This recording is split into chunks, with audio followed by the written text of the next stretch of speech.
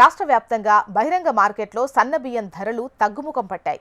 Ration కార్డుదారులకు 3 నెలల quota కింద సన్నబియ్యాన్ని ఒకేసారి పంపిణీ చేయడం, మరోవైపు సన్నధాన్యంపై రైతులకు బోనస్ ఇస్తుండటంతో విస్తీర్ణం పెరిగి వానాకాలం యాసంగిలో భారీగా సన్నధాన్యం దిగుబడైంది. ధాన్యం దిగుబడిలో తెలంగాణ దేశంలోనే మొదటి స్థానంలో ఉంది. మరోవైపు బియ్యం రీసైకిల్ ద్వారా 90% పైగా దందా తగ్గింది.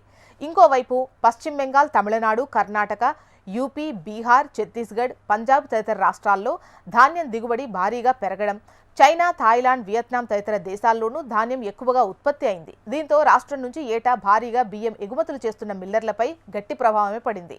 ఎగుమతులు తగ్గి రైసు మిల్లులోనూ నిల్వలు పేరుకుపోయాయి. 2024 అక్టోబర్కు ముందుతో పోలిస్తే గనక బహిరంగ మార్కెట్లో సన్నబియ్యం ధరలు తగ్గాయి. బీపీటీ 5204 పాత బియ్యం క్వింటా ధర గత ఏడాది 5,000 ఉండే, ప్రస్తుతం 4,400.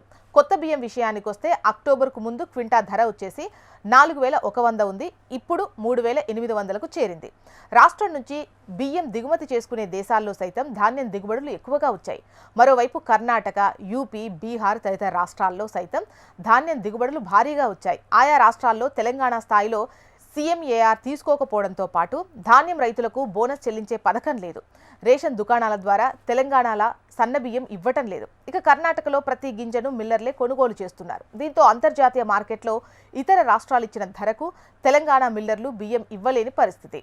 చాలా స్వల్ప స్థాయిలో మాత్రమే మార్జిన్లు వస్తుండటంతో తమకు గిట్టుబాటు కావడం లేదని రాష్ట్రానికి చెందిన రైస్ మిల్లర్లు ఎగుమతులకు అంతగా ఆసక్తి చూపించడం లేదు. ఈ క్రమంలో రాష్ట్రంలో రీటైల్ మార్కెట్లోనూ బియ్యం ధరలు తగ్గాయి. తెలంగాణ నుంచి ఏటా 8 లక్షల మెట్రిక్ టన్నుల బియ్యం ఎగుమతవుతోంది. ఈ ఏడాది ధాన్యం సేకరణలో రాష్ట్రంలో మొదటి స్థానంలో నిలిచిన నిజామాబాద్ జిల్లా నుంచి గత ఏడాది వరకు మిల్లర్లు సుమారు 25,000 టన్నుల బియ్యం దుబాయ్, చైనా, ఫిలిప్పీన్స్ తదితర దేశాలకు ఎగుమతి చేసేవారు. ధాన్యం భారీగా పండించే వరంగల్, నల్లగొండ, కరీంనగర్ జిల్లాల నుంచి సైతం ప్రతి ఏటా సుమారు 80,000 టన్నులకు పైగా బియ్యం ఎగుమతులు చేసేవారు. అయితే ప్రస్తుత పరిస్థితుల్లో ఈ ఎగుమతులు 3వ వంతుకు పడిపోయాయి.